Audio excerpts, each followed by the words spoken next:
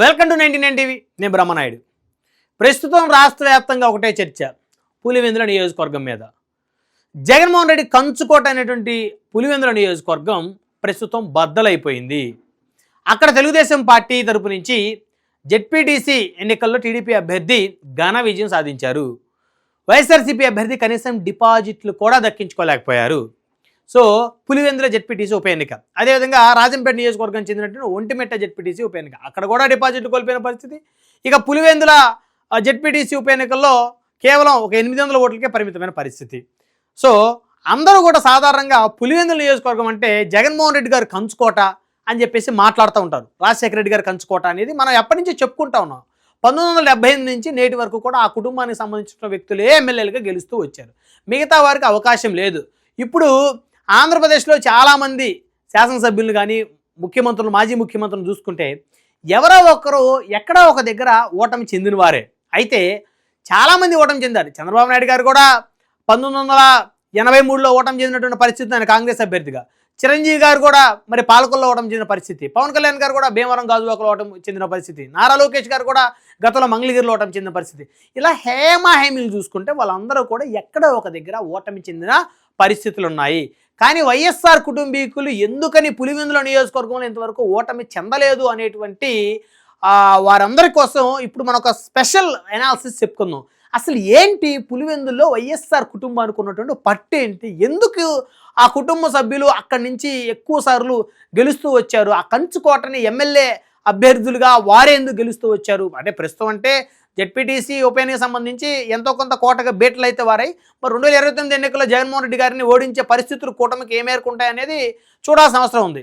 So అయితే అసలు ఆ పులివెందుల నియోజకవర్గం గురించి అక్కడ ఏ కులం ఎక్కువ ఆధిపత్యం చెలాయిస్తుంది, ఎన్ని ఓట్లు ఉన్నాయి, ఏ కులానికి ఎన్ని ఓట్లు ఉన్నాయి అనేటువంటి అంశాలు ఒకసారి మనం చర్చిస్తే,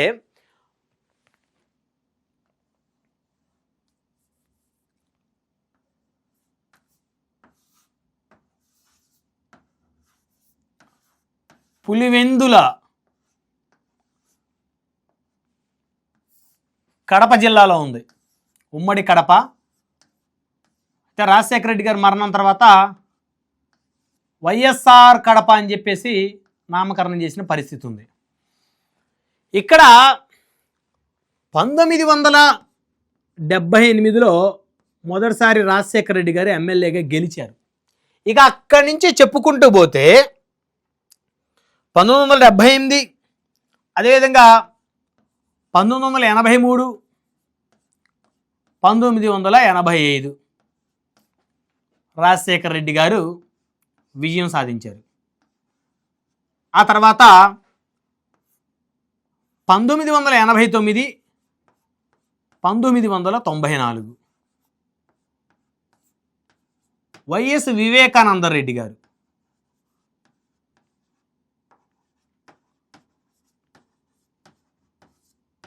రాజశేఖర రెడ్డి గారి సోదరుడు. ఆయన అందరూ తెలుసు కదా, పాపం హత్యకు గురయ్యాడు.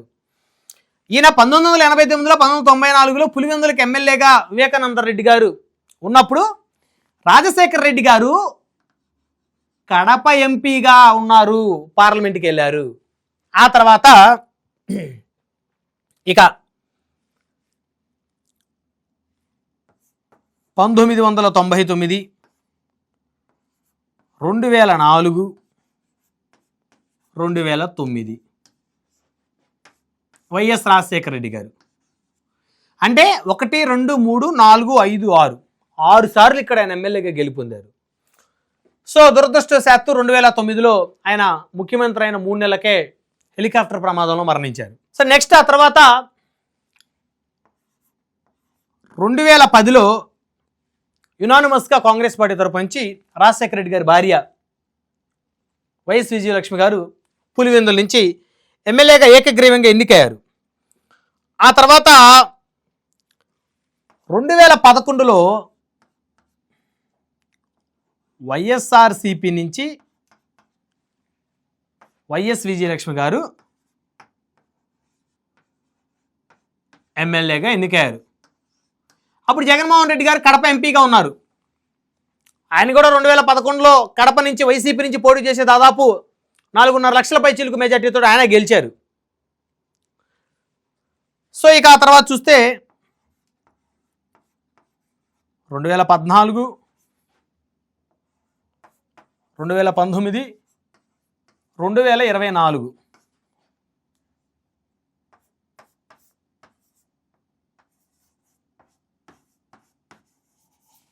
వైఎస్ జగన్. ఇదండి, ఇది దాదాపుగా చాలా వరకు అందరికీ తెలిసినటువంటి అంశమే. సో మరొకసారి ఈ నియోజకవర్గ చరిత్ర తీసుకుంటే 1978, 1983, 1985 వైఎస్ రాజశేఖర రెడ్డి గారు. ఆ తర్వాత 89, 94లో ఆయన తమ్ముడు వివేకానంద రెడ్డి గారు. ఆ సమయంలో రాజశేఖర రెడ్డి గారు కడప ఎంపీగా ఉన్న పరిస్థితి. 1999, 2004, 2009 మళ్ళీ 3 సార్లు రాజశేఖర రెడ్డి గారే పులివెందుల నుంచి కంటెస్ట్ చేసి గెలిచారు. సో 2004, 2009లో ఆయన ముఖ్యమంత్రి. 2009 తర్వాత ఒక 3 నెలలకి ముఖ్యమంత్రి అయిన తర్వాత హెలికాప్టర్ ప్రమాదంలో మరణించారు. సో ఆయన మరణించిన తర్వాత 2010లో మరి ఉప ఎన్నిక వస్తే యునానిమస్గా అంటే ఏకగ్రీవంగా విజయలక్ష్మి గారు ఎన్నికయ్యారు. ఎవరు కూడా పోటీ చేయలేదు. 2011 ఆ సమయానికి మరి వారికి అప్పుడు కాంగ్రెస్తో విభేదించి జగన్మోహన్ రెడ్డి గారు, విజయలక్ష్మి గారు బయటకు వచ్చారు. 2011లో వైసీపీ తరపు నుంచి విజయలక్ష్మి గారు పోటీ చేసి ఎమ్మెల్యేగా గెలిచారు. అప్పుడు వివేకానంద రెడ్డి గారు కాంగ్రెస్ పార్టీ తరపు నుంచి ఆవిడ మీద పోటీ చేశారు. ఈ 2014, 2019, 2024 ఈ 3 ఎన్నికల్లో జగన్మోహన్ రెడ్డి గారు ఇక్కడ గెలిచినటువంటి పరిస్థితిని హ్యాట్రిక్ కొట్టేశారు. సో 19లో జగన్మోహన్ రెడ్డి గారు ముఖ్యమంత్రి, 2014లో ప్రధాన ప్రతిపక్ష నేత. ప్రస్తుతం 2024లో ఆయన ఒక సాధారణమైనటువంటి ఎమ్మెల్యే ఆయన ప్రస్తుతం. ఇది అందరికీ తెలిసిన అంశమే. అంటే సరే, విజయలక్ష్మి గారి సంబంధించి ఈ ఎన్నిక మనం పక్కన పెట్టేస్తే 1, 2, 3, 4, 5, 6, 7, 8, 9, 10, 11 ఓవరాల్గా 11 ఎన్నికల్లో వైఎస్ఆర్ కుటుంబం విజయ పతాకం ఎగరేసింది. అంటే మనం విజయం గారి ఎపిసోడ్ మనం ఎందుకు కొట్టేస్తున్నామంటే 2010లో ఆవిడ యునానిమస్ పోటీ లేదు. 2011లో వారి కుటుంబానికి సంబంధించినటువంటి వివేకానంద రెడ్డి గారే కాంగ్రెస్ నుంచి పోటీ, అంటే వేరే బయట వ్యక్తులు ఎవరూ పోటీ చేయలేదు వీరి మీద. కాబట్టి మనం విజయలక్ష్మి గారి ఎపిసోడ్ని ఎన్నికని పెద్ద సీరియస్గా తీసుకోవాల్సిన అవసరం లేదు. సో ఓవరాల్గా 1, 2, 3, 4, 5, 6, 7, 8, 9, 10, 11 టైమ్స్ 11 సార్లు పులివెందుల నియోజకవర్గం నుంచి ప్రత్యర్థులతో తలపడి వైఎస్ రాజశేఖర రెడ్డి గారి కుటుంబీకులు ఇక్కడ వరుసపెట్టి గెలిచి విజయాలు నమోదు చేశారు. సో ఇక ఈ 2 కూడా కలుపుకుంటే 13 సార్లు అనుకోవచ్చు. ఇది ఆంధ్రప్రదేశ్ చరిత్రలో ఒక రికార్డు, దాన్ని ఎవరూ మార్చలేము. అయితే ఇప్పుడు ఆ రికార్డు చెరిగిపోబోతుందేమో అనేది ప్రశ్నార్థకం. ఇకపోతే ఈ ఎపిసోడ్ చూసాం కదా, ఇక సామాజిక వర్గాల గురించి మాట్లాడుకుందాం. ఎందుకంటే సర్వసాధారణంగా చాలామంది నాయకులు సామాజిక వర్గాన్ని బేస్ చేసుకునే ముందుకు వెళ్ళే అవకాశం ఉంది. ఆంధ్రప్రదేశ్లో రెడ్డి సామాజిక వర్గం, కమ్మ సామాజిక వర్గం, కాపు సామాజిక వర్గం బలమైన సామాజిక వర్గాలు, రాజకీయంగా కాస్త అవగాహన ఉన్నటువంటి సామాజిక వర్గాలు, రాజ్యాధికారం కోసం పోరాటం చేస్తున్నటువంటి సామాజిక వర్గాలు. సో ఆ తర్వాత మరి బీసీ వర్గాలు పోరాటం చేస్తున్నాయి, ఎస్సీ వర్గాలు కూడా రాజ్యాధికారం కోసం పోరాటం చేస్తున్నాయి. అయితే ఈ 3 వర్గాలు ప్రస్తుతం ముందు వరుసలో ఉన్న పరిస్థితి.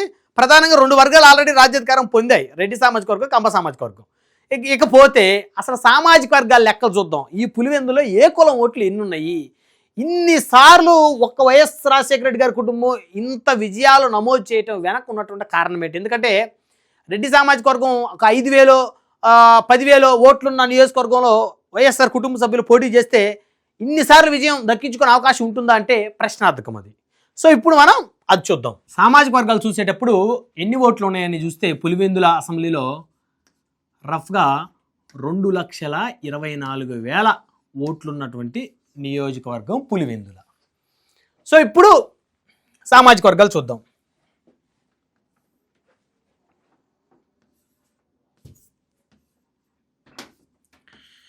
రెడ్డి సామాజిక వర్గం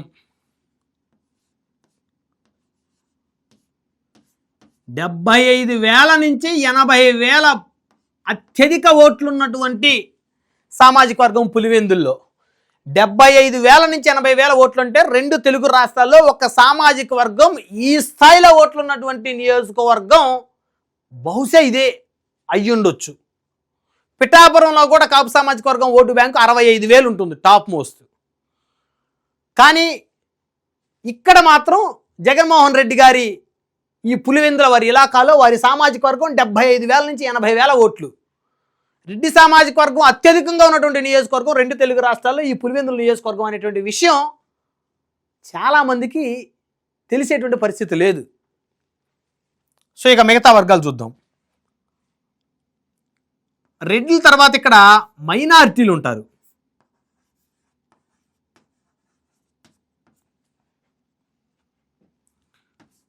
18,000 నుంచి 20,000 ఓట్లు మైనారిటీ ఓట్లు ఉంటాయి.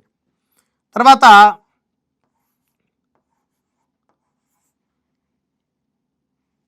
ఎస్సీ మాల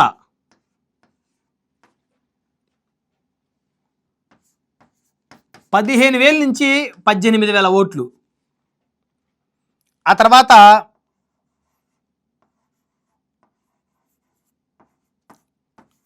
ఎస్సీ మాదిగ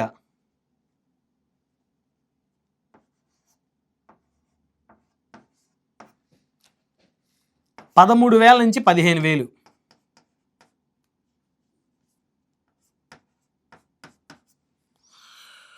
ఆ తర్వాత వడ్డెర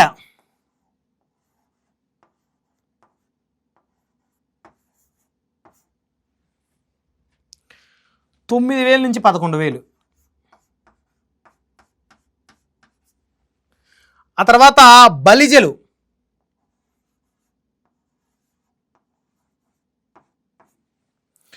8,000 నుంచి 10,000.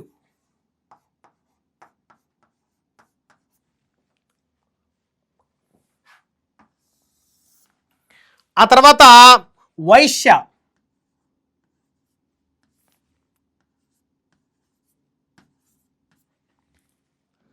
7,000 నుంచి 8,000.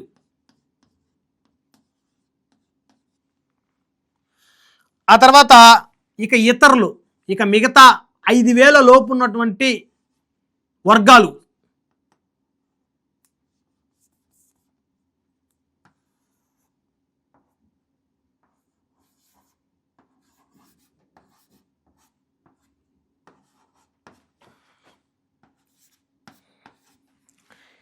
$50,000 నుంచి 60,000 అండి. ఇది పులివెందుల నియోజకవర్గంలో ఉన్నటువంటి వివిధ సామాజిక వర్గాల ఓట్లకు సంబంధించినటువంటి సంఖ్య. అంటే ఓటర్లను గెలుపోటములను ప్రభావితం చేయగలిగినటువంటి సామాజిక వర్గాలు. రెడ్డి సామాజిక వర్గం 75,000 నుంచి 80,000, మైనార్టీలు 18,000 నుంచి 20,000, ఎస్సీ మాల సామాజిక వర్గం 15,000 నుంచి 18,000, ఎస్సీ మాదిగ సామాజిక వర్గం 13,000 నుంచి 15,000, వడ్డెర సామాజిక వర్గం 19,000 నుంచి 11,000, బలిజలు 8,000 నుంచి 10,000, వైశ్య సామాజిక వర్గం 7,000 నుంచి 8,000. ఇతరులు ఇక 5,000 నుంచి లోపు ఉన్నటువంటి మిగతా బీసీ కులాలు కానీ, ఎస్టీ కులాలు కానీ, ఎస్సీ కులాలు కానీ అవందరూ కూడా కలిపి రిమైనింగ్ 50,000 నుంచి 60,000. సో ఇది అంటే ఈ పులివెందుల నియోజకవర్గంలో రెడ్డి సామాజిక వర్గం అత్యంత ప్రభావితమైనది, బలమైనది, భారీ ఓట్ బ్యాంక్ ఉన్నటువంటి సామాజిక వర్గం. కాబట్టి వైఎస్ఆర్ కుటుంబానికి గత 45 సంవత్సరాల నుంచి కూడా ఆ సామాజిక వర్గం ఇక్కడ వారికి కాపు కాస్తూ వచ్చింది. కాబట్టే వారి గెలుపు ఈజీ అయిన పరిస్థితి.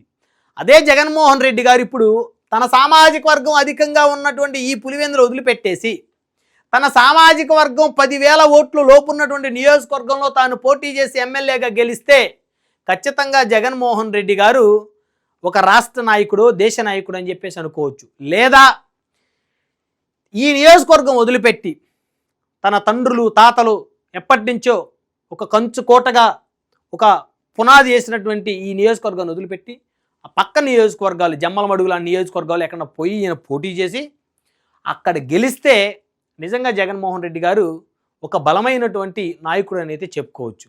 సో ఇది పులివెందుల నియోజకవర్గంలో వైఎస్ఆర్ కుటుంబీకుల విజయ రహస్యం.